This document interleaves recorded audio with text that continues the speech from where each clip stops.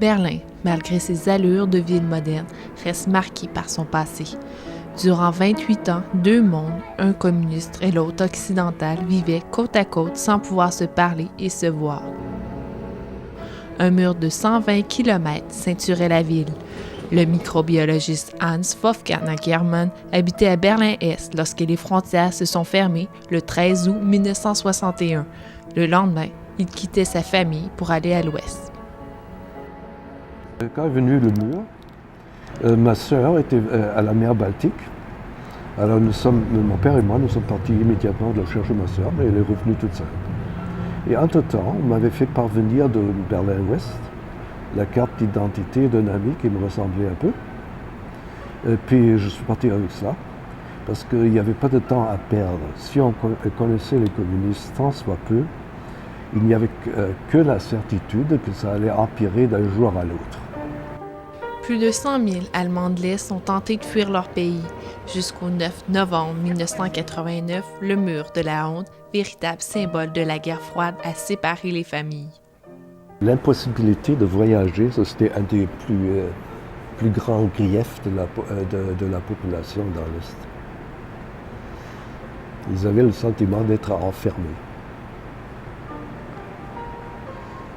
dans une sorte de prison. Inge Kretschmer est directrice du Cercle Goethe, une organisation regroupant les germanophones de Québec.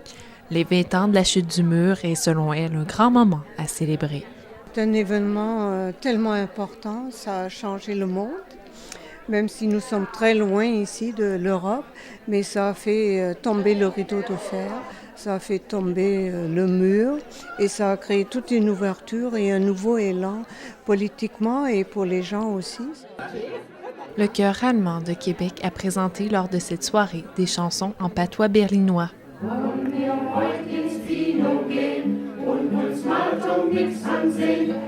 La chef de la chorale garde en mémoire la date du 9 novembre 1989. Mais le matin, j'écoute la radio, je lave ma vaisselle. Et puis, il y a les nouvelles, c'est 9 h, bonjour. Dans cette nuit, les gens ont traversé le Tor de Brandenburg et sont allés dans l'Ouest. Et je me mets à pleurer tout de suite. Alors ça, c'était ma réaction. C'était ça, c'était comme... Mais la Lune est tombée sur la Terre, ou les gens de Mars sont arrivés, ou c'est comme les gens ont traversé. C'était pas imaginable. Même si le mur est tombé, il reste présent dans l'esprit des Allemands. Ça m'a pris 4 ans avant d'oser d'aller dans l'Est, dans l'ancien Est, pour voir pour moi-même de quoi ça avait l'air. Un jour, je reçois la visite d'une copine de l'Allemagne de l'Est. Elle était tellement apeurée et intimidée qu'elle hésitait à sortir son argent est-allemand. Aujourd'hui, les 20 ans de la chute du mur se veulent être un événement rassembleur où petits et grands apprennent les leçons du passé.